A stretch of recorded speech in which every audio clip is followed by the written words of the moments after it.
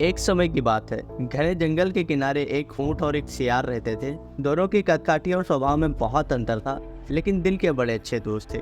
ऊंट लंबा, शांत और सहनशील था, जबकि सियार छोटा और चालाक, शरारती था। जंगल के पास एक चौड़ी नदी बहती थी और उस नदी के पार एक किसान ने मीठे रसदार खरबूजों की खेती कर रखी थी। जब भी ऊंट और सियार को भूख लगती तो सियार अपने दोस्त ऊंट से कहता, भाई मुझे उस पार छोड़ दो, वहाँ चलकर पेट भर कर खरबूजे खाते हैं। ऊंट भी अपनी दोस्ती निभाते हुए सियार को अपनी पीठ पर बैठा लेता और दोनों नदी पार कर जाते। खेत में पहुंचकर दोनों जी भरकर खरबूजे खाते और बिना किसी को बताए हुए वापस आ जाते।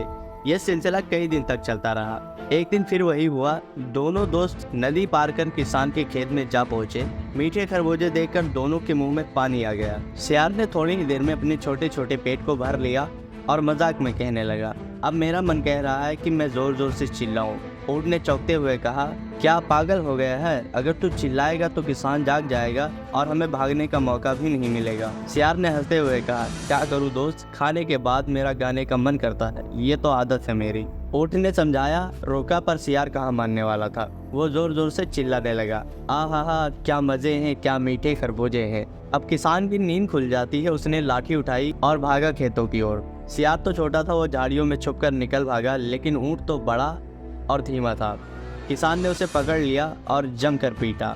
बड़ी मुश्किल से ऊंट वहां से जान बचाकर भाग पाया।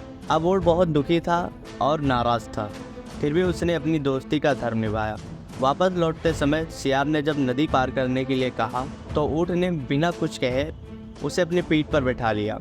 नदी के बीच पहुंचकर ऊंट रुका और बोला, अब मेरा मन कर रहा है कि मैं पानी में लोट लगाऊं। सियार डर गया। वो बोला, नहीं दोस्त, ऐसा मत करो, मैं तो डूब जाऊंगा। तभी ऊंट ने मुस्कुराते हुए कहा, ये तो आदत है मेरी, जब मुझे कोई तकलीफ देता है तो मैं ऐसे ही लोट लगाता हूँ। और ये कहकर ऊंट जोर से पानी में लौट गया। सियार लड़खड़ाया, घूमा और पानी में डूब गया। तो दोस्तों, उस दिन ऊंट ने न सिर्फ अपनी पीड़ा का बदला लिया, बल्कि सिखा भी दिया, जैसी करनी वैसी भरनी। मॉरल ऑफ द स्टोरी, दूसरों को धोखा देने वाला खुद भी एक दिन उसी धोखे का शिकार होता है। इसलिए हमेशा सच्चाई और ईमानदारी और समझदारी से काम करो, क्योंकि वक्त कभी न कभी हर कर्मों का हिसाब ज़रूर लेता है।